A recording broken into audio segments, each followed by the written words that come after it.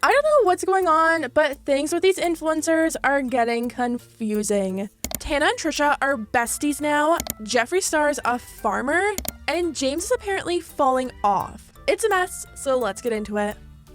Exposed. Exposed. You're exposed. You're exposed. You are exposed. Exposed, exposed, exposed, exposed, exposed. You are exposed, sir. I'm going to expose you. Expose you. Oh my God, expose you.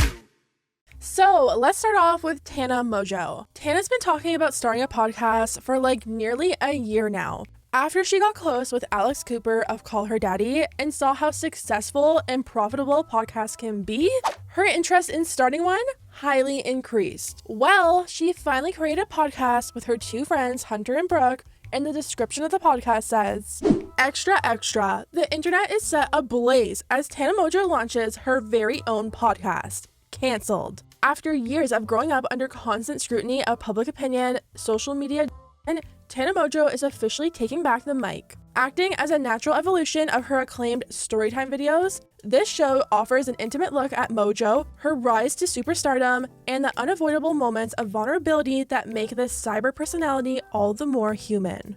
Cancelled will seek to shed a new light not only on its host, but on the world of influencer, featuring lively celeb tell-alls, current event commentary, and Tana's unfiltered take on the drama that relentlessly clings to her." Wow, don't want to miss that one. Anyways, Tana just announced who her first guest on the podcast will be, and it's Trisha Paytas. They tweeted, "Tana's the only one who wants my cancel ass, and I love her for it. Thanks for letting me cling to another 15 minutes of relevancy on your pod. Stop. Juiciest episode ever. Thank you for being my first guest. New Frenemies, OnlyFans collab too." And Trisha confirmed there actually was an OnlyFans collab, writing, "When to do Tana Mongeau's new pod, left with an OnlyFans collab." Judging by the videos they posted from that day, it looks like everyone actually got along. I am fully aware of what y'all say about me. Number one, and I don't. Now, a lot of people are actually really excited for this episode. Tana and Trisha are both constantly getting canceled, yet whenever they do get canceled, they literally act like they don't care. Like the other day, Trisha posted this TikTok.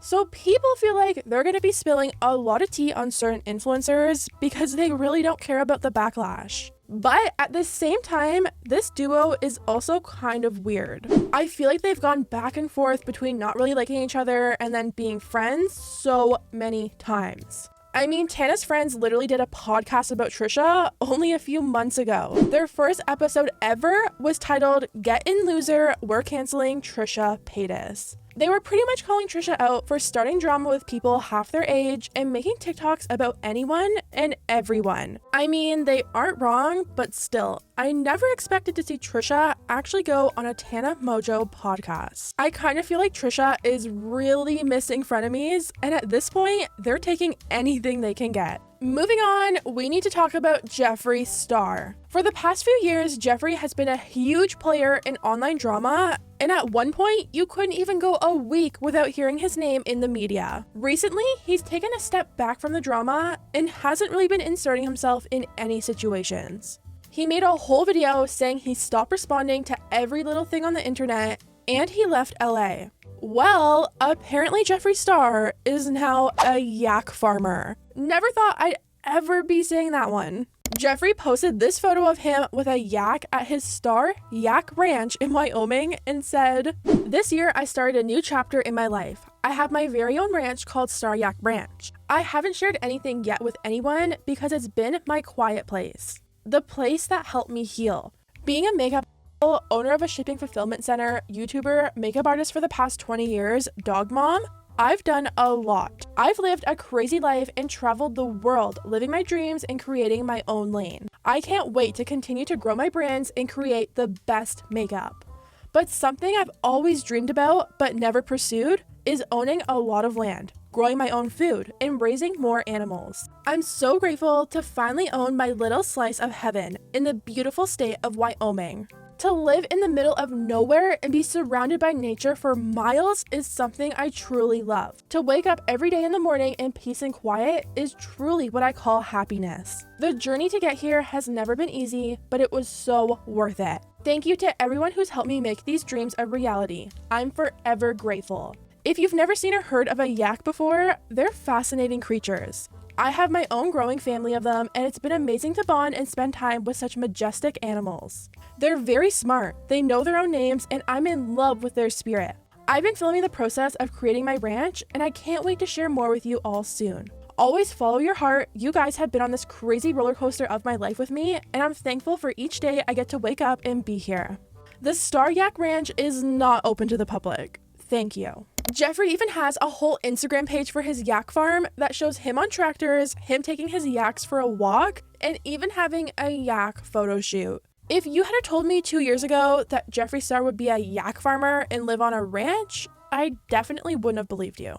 Speaking of Jeffree Star, even though he hasn't been starting drama, some drama definitely still surrounds him. Jeffree announced his new makeup collection called Pink Religion. Now, the drama is with one of the mirrors that he released. It's shaped like a stained glass window in a church, and some people are saying he copied Kat Von D. A few years ago, Kat Von D dropped her Saint and Sinners palette, and it was also shaped like a stained glass window. As I'm sure we all know, Jeffree and Kat Von D really don't like each other. Some people think Jeffree took a lot of inspiration from Kat's old collection for his Pink Religion collection. Obviously, stained glass isn't anything new, but at the same time, it's kind of a funny coincidence. Finally, we have to talk about James Charles.